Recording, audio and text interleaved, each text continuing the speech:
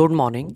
लगन कुंडली के प्रथम भाव में यदि शुक्र ग्रह वीनस प्लैनेट बैठे हों तो किस प्रकार का रिजल्ट देने में सक्षम होंगे। पहले आप ये जान लीजिए कि शुक्र ग्रह किन किन चीज़ों के कारक हैं। शुक्र ग्रह से वैभव, ऐश्वर्य, धन, शारीरिक मानसिक सुख, glamorous, limelight, attraction in nature, married life, bed pleasure, विदेश यात्रा, फाइन आर्ट्स, ज्योतिष इत्यादि के कामों को शुक्र ग्रह से जोड़कर देखा जाता है। शुक्र ग्रह यदि बली हों तो इन सब चीज़ों में लाभ अवश्य मिलता है। शुक्र हमारे जीन्स से रिलेटेड होता है, जेनेटिकली चलता है। यदि आपके पेरेंट्स के हॉरोस्कोप में शुक्र ग्रह अशुभ स्थिति में है तो आपकी कुंडली में भी काफ़ी हद तक शुक्र अशुभ स्थिति में अवश्य होगा, क्योंकि शुक्र ग्रह को स्पर्म से जोड़कर देखते हैं और स्पर्म्स एक जनरेशन से दूसरी जनरेशन में ट्रांसफ़र होते हैं जीन्स के थ्रू। ऐसे में शुक्र का कुंडली में मजबूत होना अच्छा माना जाता है, क्योंकि शुक्र यदि मजबूत होगा तो निश्चित ही आपके आगे आने वाली जो जनरेशन है वो मेंटली और फिज़िकली स्ट्रॉन्ग होगी। शुक्र कब कारक होता है और कब अकारक होता है, पहले ये जान लीजिए। यदि शुक्र लग्नेश का मित्र है ऐसे में शुक्र को कारक कहेंगे, और यदि शुक्र लग्नेश का शत्रु है तो शुक्र ऐसे में अकारक या मारक होगा। शुभ शुक्र कब होगा और अशुभ शुक्र कब कहा जाएगा। शुभ शुक्र तब होगा यदि शुक्र अपने मित्र या कम से कम सम राशि में अवश्य बैठा हो, शुभ भावों में लगन कुंडली में बैठा हो, शुभ भावों का स्वामी हो। शुक्र की दो राशियां हैं, वृषभ और तुला। दोनों राशियां शुभ भावों में आ रही हों। शुक्र शुभ कर्तरी योग में आए, यानी कि जिस भाव में शुक्र बैठा है वहाँ से द्वितीय और द्वादश भाव में शुभ ग्रह हों तो ऐसे में शुक्र शुभ स्थिति में होगा। नवमास कुंडली में शुक्र शुभ स्थिति में अवश्य होना चाहिए। अगर ये चीज़ें कंडीशंस फुलफिल हो रही हैं तो शुक्र शुभ माना जाएगा। और अशुभ शुक्र के लक्षण क्या हैं।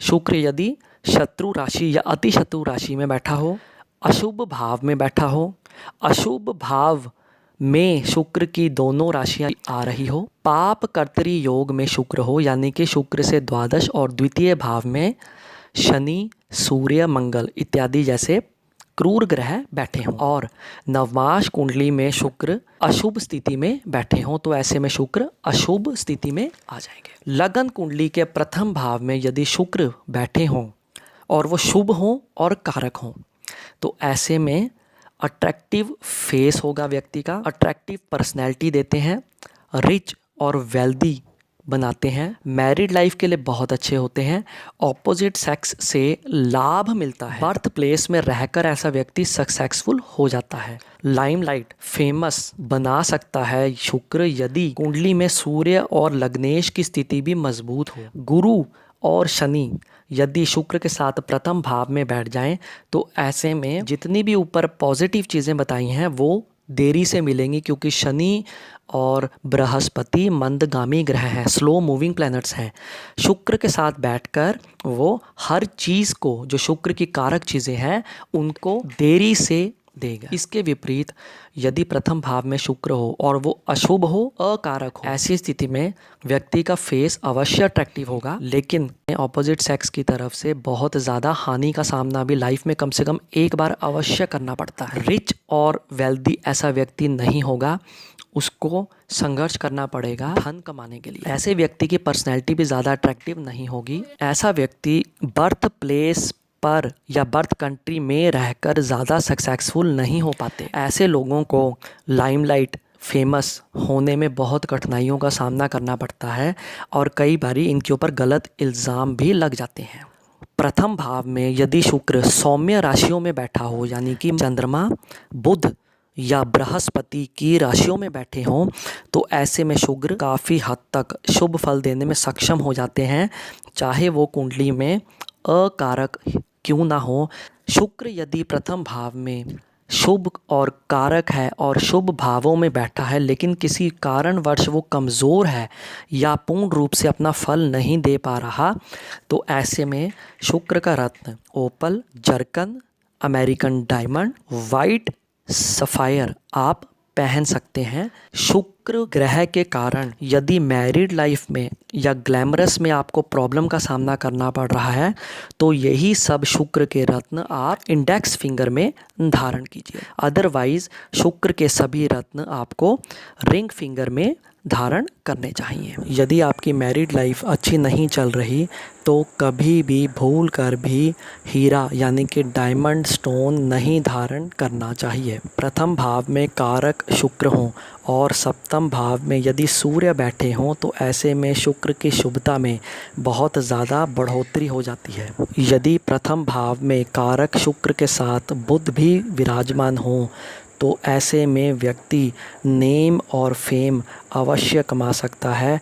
ऐसे लोग अक्सर धनी भी होते हैं। प्रथम भाव में कारक शुक्र के साथ यदि बृहस्पति भी बैठे हों तो मैरिड लाइफ खराब होती है। यदि अकारक शुक्र प्रथम भाव में वक्री होकर बैठे हों तो ऑपोजिट सेक्स की तरफ से प्रॉब्लम आ सकती है। यदि कारक शुक्र के साथ प्रथम भाव में राहु भी बैठे हों तो व्यक्ति को धन इकट्ठा करने का हुनर आता है।